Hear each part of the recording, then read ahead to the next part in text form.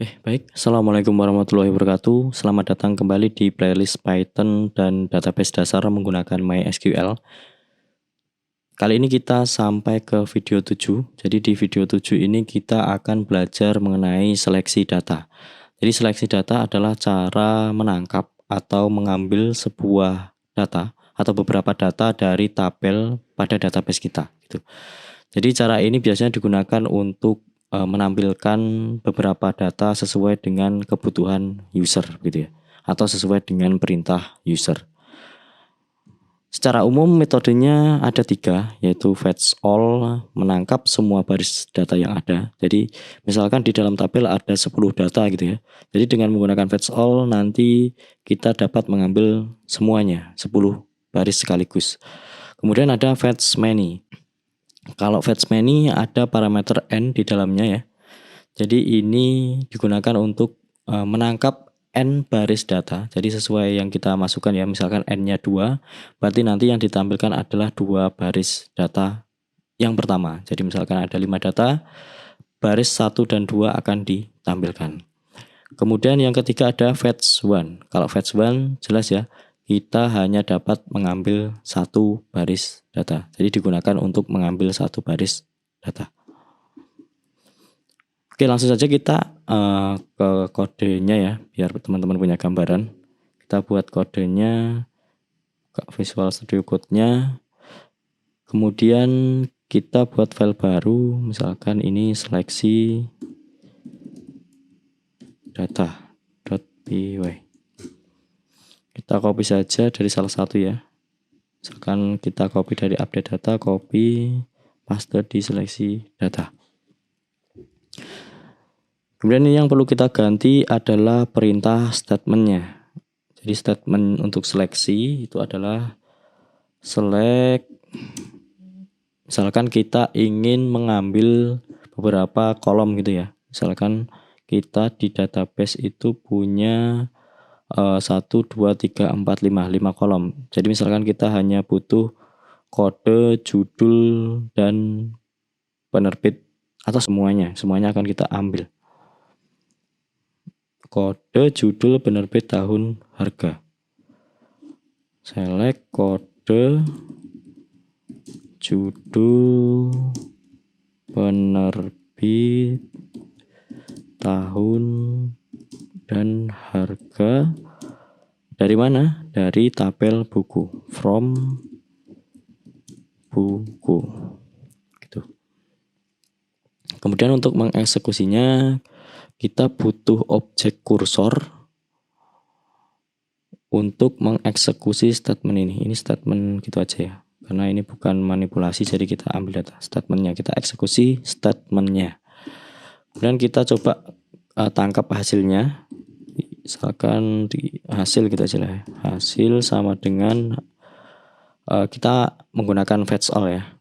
Kita ingin mengambil semua data. Jadi 4 baris data ini kita akan ambil semua. Hasil sama dengan kur.fetch all. Gini. Oke, sekarang coba kita print hasil. Accept-nya kita hapus ya. Jadi kita accept gitu aja. Jadi misalkan pengambilan data atau seleksi data gagal, dia akan menampilkan seleksi gagal atau pengambilan data gagal gitu ya. Pengambilan data gagal. Ini nggak perlu rollback karena nggak ada perubahan di tabel. Commit juga tidak perlu gitu.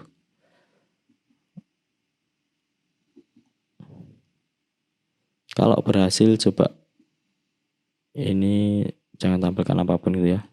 Ini aja. Oke, sekarang coba kita jalankan. Oke, dapat ya. Atau kita ulangi lah. Oke, di sini ada sebuah list gitu. Isinya 1, 2, 3, 4. Jadi ada 4 data. Tapi kalau seperti ini kurang indah ya dipandang. Jadi coba kita simpan ke dalam baris gitu. Jadi for row in hasil titik 2, coba kita print row.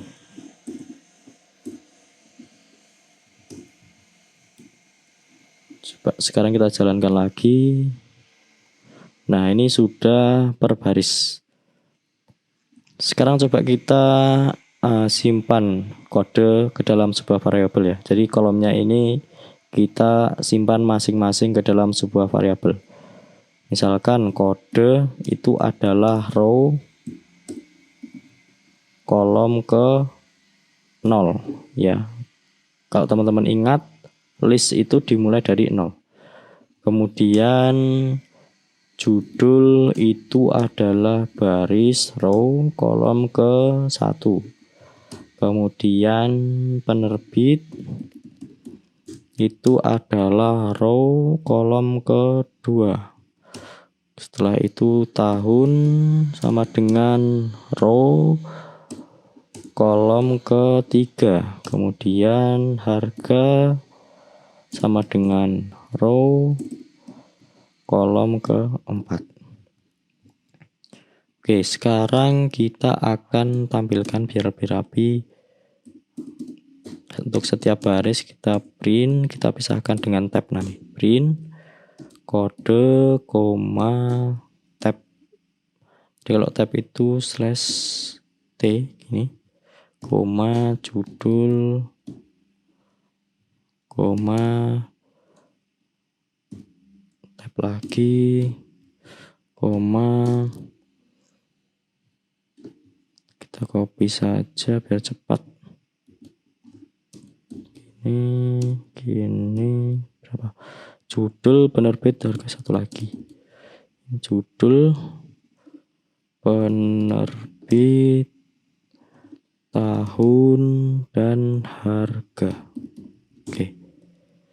Yang terakhir tidak perlu tab lagi. Nih. Oke, sekarang kita coba jalankan. Oke, ya lebih enak dipandang lah ya. Jadi di sini kita sudah berhasil mengambil semua baris data yang ada di dalam tabel buku. Oke, sekarang kita coba ganti menggunakan fetch many gitu ya. Kita akan lihat perbedaannya. Kita buat file baru saja, misalkan ini fetch many.py.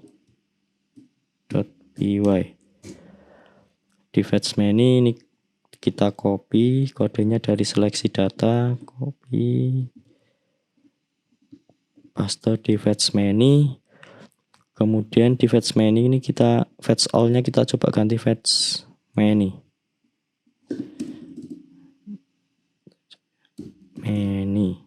Ini coba kita parameternya 2 gitu ya. Apa yang akan terjadi? Kita coba jalankan. Oh, error. Apa yang membuatnya error? Fetch many. Oke, di sini error ya teman-teman. Ternyata kalau fetch many itu kita butuh sebuah parameter lagi di objek kursor. Jadi di sini kita butuh buffered true gitu. Jadi kita butuh sebuah parameter lagi supaya ini bisa dijalankan. Coba sekarang kita jalankan. Nah, berhasil ya. Kita berhasil mengambil 2 data BK01 dan BK02. Jadi 2 data pertama dari tabel kita. Sekarang coba kita gunakan fetch one. Fetch one. Kalau fetch one kita tidak butuh parameter. Kita coba jalankan. Atau kita buat file baru lah ya, biar fetch many ini tadi. 2. Oke, kita buat file baru saja. Di sini fetch one. Kita copy dari fetch many, copy semua, paste ke fetch one. Kita ganti, coba kita gunakan fetch one. Kita tidak butuh parameter. Coba kita jalankan. Pengambilan data gagal. Atau kita nggak butuh parameter ini ya. Kita coba hapus. pengambilan data gagal. Apa yang salah?